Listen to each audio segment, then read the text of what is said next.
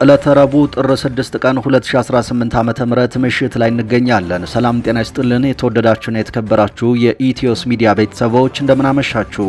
ከተለያዩ ታማኝ የመረጃ ምንጮች የደረሱንን አዳዲስ ሰበር ዜናዎች ይዘን ቀርበናል። በቅድሚያም አርዕስተ ዜና። የካፒቴን ማስረሻ ሰጤ ታናሽ ወንድምና የቅርብ አጃቢው አብርሃም ሰጤ ባገዛዙ ጦር ተገደለ።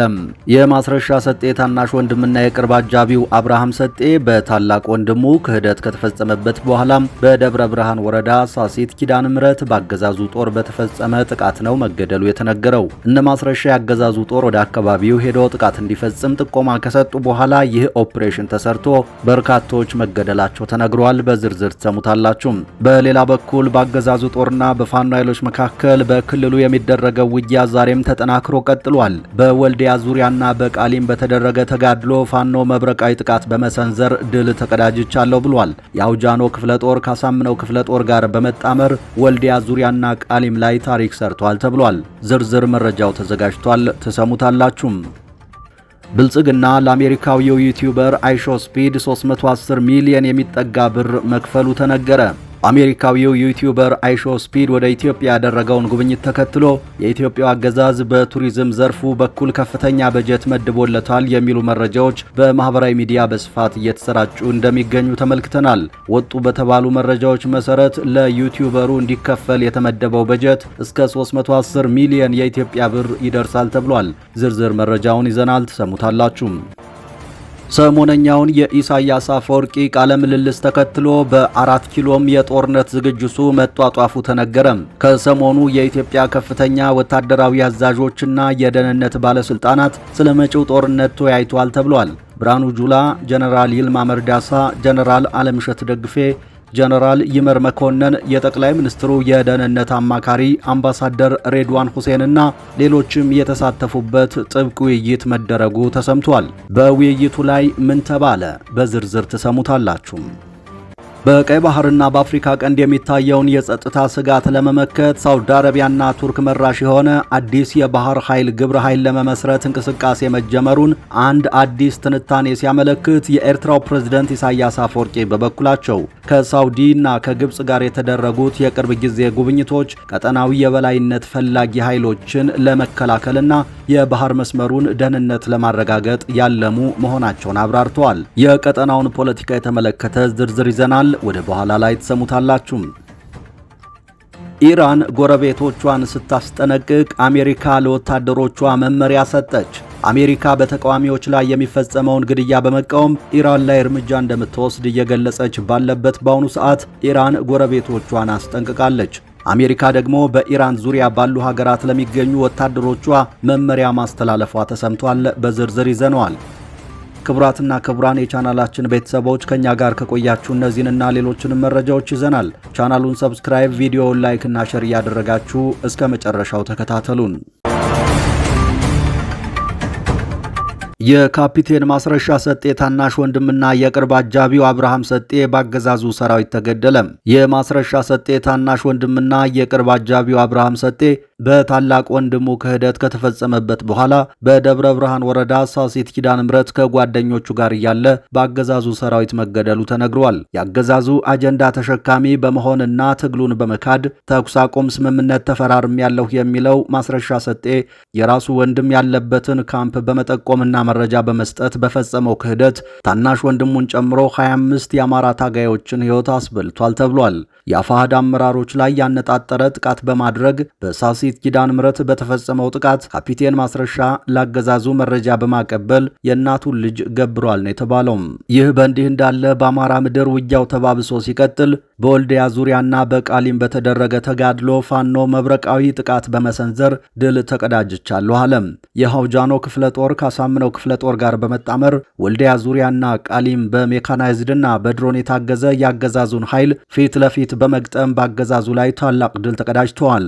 ያገዛዙ ሰራዊት በድሮን በመድፍ በታንክና በሞርተር ታግዞ የከፈተውን መጠነ ሰፊ ጥቃት የአውጃኖ አንበሶች በላቀ ወታደራዊ ጥበብ መክተው በማሸነፍና በማክሸፍ ከባድ የመልሶ ማጥቃት በማድረግ ያገዛዙን ኃይል አይቀጡ ቅጣት ቀጥተው ታላቅ ድል ተጎናጽፈዋል። ለ13 ሰዓታት ያህል ያለማቋረጥ ሲካሄድ በዋለውና ያገዛዙ ጦር በመቶዎች ሙትና ቁስለኛ እንዲሁም ምርኮኛ በሆነበት እጅግ ከባድ ፍልሚያ በሐውጃኖ ክፍለ ጦር ሙሉ የበላይነት ተጠናቋል። በታሪካዊው በዚህ ውጊያ ጀግናው የሐውጃኖ ክፍለ ጦር ካሳምነው ክፍለ ጦር ጋር ጎን ለጎን ተሰልፎ በቃሊሚጦ በኩል ባደረገው ከባድ ማጥቃት በከፍተኛ ዘመናዊ ትጥቅ የታገዘውን ያገዛዙን ኃይል በከበባ ውስጥ አስገብቶ እንደ ቅጠል አርግፎት ውሏል። በውጊያው ከፍተኛ ቁጥር ያለው ሙትና ቁስለኛ ተመዝግቧል። ብልጽግና ለአሜሪካዊው ዩቲዩበር አይሾስፒድ 310 ሚሊዮን የሚጠጋ ብር መክፈሉ ተነገረ። አሜሪካዊው ዩቲዩበር አይሾስፒድ ወደ ኢትዮጵያ ያደረገውን ጉብኝት ተከትሎ የኢትዮጵያው አገዛዝ በቱሪዝም ዘርፉ በኩል ከፍተኛ በጀት መድቦለታል የሚሉ መረጃዎች በማህበራዊ ሚዲያ በስፋት እየተሰራጩ እንደሚገኙ ተመልክተናል። ወጡ በተባሉ መረጃዎች መሰረት ለዩቲዩበሩ እንዲከፈል የተመደበው በጀት እስከ 310 ሚሊዮን የኢትዮጵያ ብር ይደርሳል። ይሁን እንጂ በሁለት ወገኖች መካከል በተደረገ ድርድር መጠኑ ወደ 186.5 ሚሊዮን ብር ዝቅ ሊል እንደሚችል ተነግሯል። ይህ ክፍያ ለደህንነት ጥበቃ፣ ለሎጂስቲክስ እና ለተጓዥ ማረፊያ የሚወጡ ወጪዎችን ሳያካትት እንደሆነ ተነግሯል። ይህ ከፍተኛ መጠን ያለው ክፍያ ለዩቲዩበሩ የተፈጸመው በዓለም አቀፍ ደረጃ ያለውን በሚሊዮኖች የሚቆጠር ተከታይ በመጠቀም የኢትዮጵያን ቱሪዝም ለማስተዋወቅ ታስቦ እንደሆነ ይገመታል። የብልጽግናው አገዛዝም ሆነ የሚመለከተው የቱሪዝም መስሪያ ቤት ስለዚህ ከፍተኛ ክፍያ እስካሁን በይፋ የሰጡት ማብራሪያ የለም። ሰሞነኛውን የኢሳያስ አፈወርቂ ቃለ ምልልስ ተከትሎ በ4 ኪሎ የጦርነት ዝግጅቱ መጧጧፉ ተነገረ። ከሰሞኑ ያገዛዙ ከፍተኛ ወታደራዊ አዛዦችና የደህንነት ባለስልጣናት ስለ መጪው ጦርነት ተወያይተዋል። ፊልድ ማርሻል ብርሃኑ ጁላ፣ ጀነራል ይልማ መርዳሳ፣ ጀነራል አለምሸት ደግፌ፣ ጀነራል ይመር መኮንን፣ የጠቅላይ ሚኒስትሩ የደህንነት አማካሪ አምባሳደር ሬድዋን ሁሴን የተሳተፉበት ጥብቅ ውይይትም ተደርጓል። የዚህ ወታደራዊ ስብሰባ አስኳል አጀንዳ መጪ ጦርነቶችን ዘመን አፈራሽ ቴክኖሎጂዎችን በመጠቀም እንዴት ባጭር እንቋጭ የሚል እንደሆነም ከስብሰባው የወጡ መረጃዎች አመልክተዋል። በስብሰባው ንግግር ያደረጉት ፊልድ ማርሻል ብርሃኑ ጁላ ፍጠኑ የሚል ትዕዛዝ አስተላልፈዋል ተብሏል። ፊልድ ማርሻሉ ቀጥለውም እዚህም እዚያም የተበተነ አቅም አለ፣ ተቋማቶች የተበታተኑ ናቸው። ስለዚህ አንድ ኮማንድ ፖስት ስር መሆን አለባቸው። ለምሳሌ ጦርነት ቢያጋጥመን የኢደብሊው ፎርስ ራሱን የቻለ ኮማንድ ፖስት ይዞ ጦርነቱን መደገፍ አለበት። ስለዚህም ተቋማቱ ሰራተኞቻቸውን ይዘው በአንድ ኮማንድ ፖስት ስር መሆን አለባቸው በማለት ተናግረዋል። ከዚህ በተጨማሪም ሁሉንም አይነት መሳሪያዎች መግዛት ስለማይቻል አንዳንድ የጦር መሳሪያዎችን በራሳችን አቅም ማምረት አለብን ሲሉ ተደምጠዋል። የአርቲፊሻል ኢንተለጀንስ የኢንፎርሜሽን ደህንነት ቢሮ፣ አየር ኃይሉና መከላከያው በአንድ ኮማንድ ስር ሆነው የጋራ ተግባር እንዲፈጽሙ ማድረግ አለብን። ይህም የሰራዊቱን የማድረግ አቅም ይጨምርልናል በሚል ተወያይተው ማጽደቃቸውን የተነገረው። በቀይ ባህርና በአፍሪካ ቀንድ የሚታየውን የጸጥታ ስጋት ለመመከት ሳውዲ አረቢያና ቱርክ መራሽ የሆነ አዲስ የባህር ኃይል ግብረ ኃይል ለመመስረት እንቅስቃሴ መጀመሩን አንድ አዲስ ትንታኔ ሲያመለክት፣ የኤርትራው ፕሬዝደንት ኢሳያስ አፈወርቂ በበኩላቸው ከሳውዲና ግብፅ ጋር የተደረጉ የቅርብ ጊዜ ጉብኝቶች ቀጠናዊ የበላይነት ፈላጊ ኃይሎችን ለመከላከልና የባህር መስመሩን ደህንነት ለማረጋገጥ ያለሙ መሆናቸውን አብራርተዋል።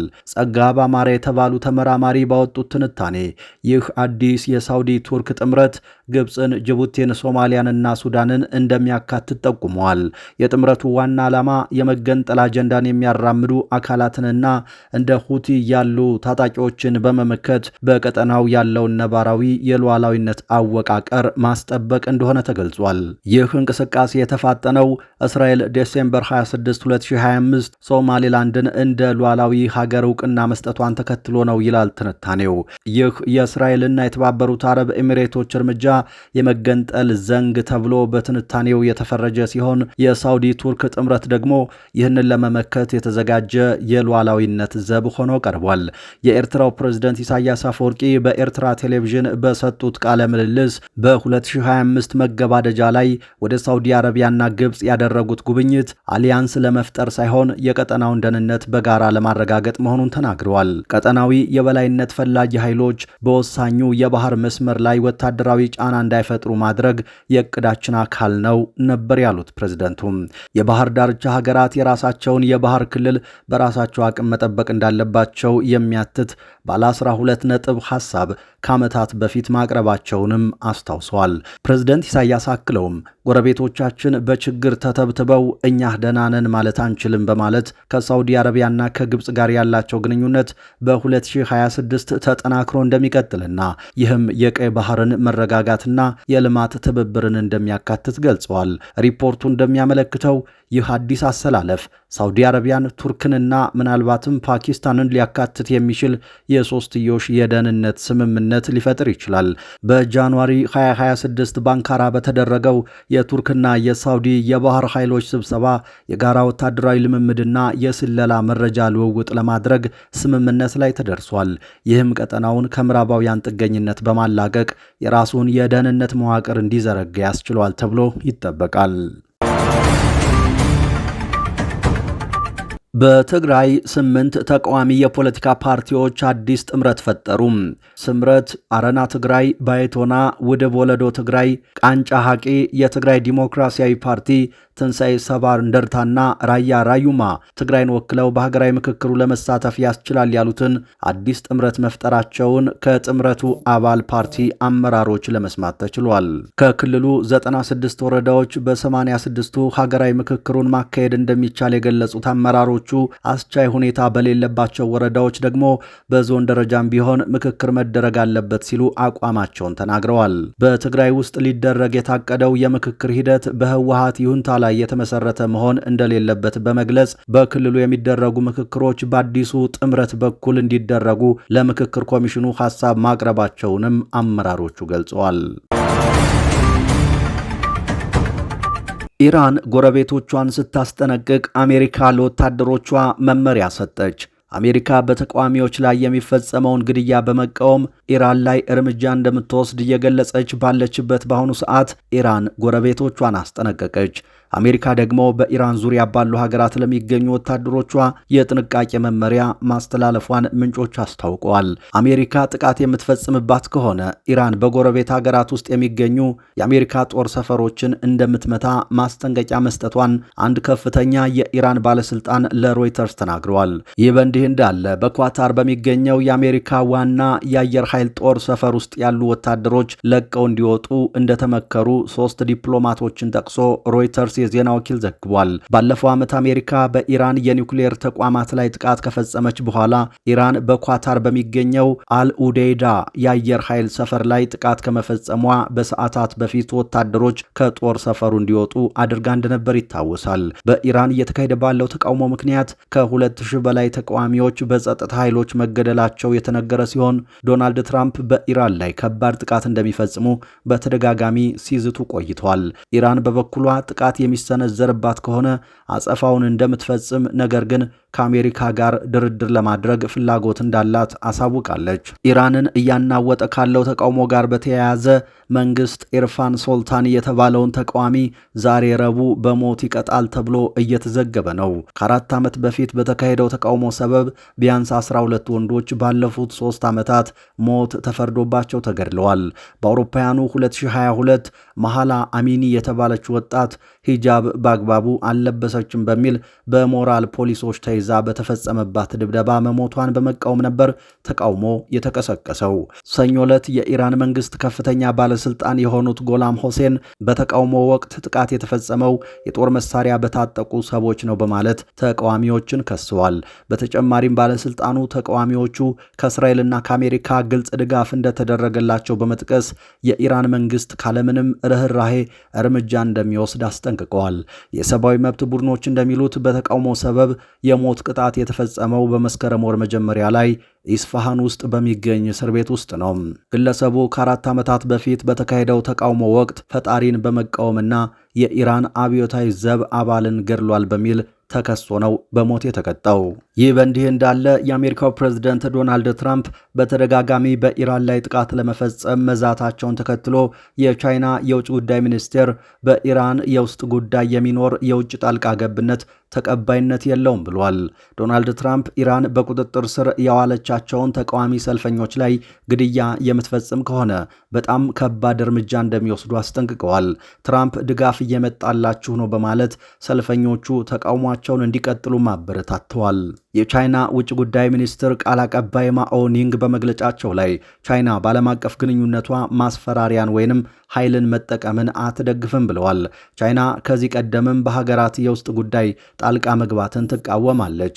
በኢራን የኑሮ ውድነት ምክንያት የተቀሰቀሰው የተቃውሞ ሰልፍ 3ኛ ሳምንቱን የያዘ ሲሆን እስካሁን ድረስ መንግስት በወሰደው እርምጃ 2400 ሰዎች በላይ መገደላቸውን የሰብአዊ መብት ተሟጋች ድርጅቶች ይፋ አድርገዋል። የተወደዳችሁ አድማጭ ተመልካቾቻችን ከኢትዮስ ሚዲያ ለዚህ ሰዓት ያዝናቸው አዳዲስ መረጃዎች እነዚህ ነበሩ። ከቆይታ በኋላ ሌሎች መረጃዎችን ይዘን ድጋሜ እንመጣለን። እስከዛው መልካም ቆይታም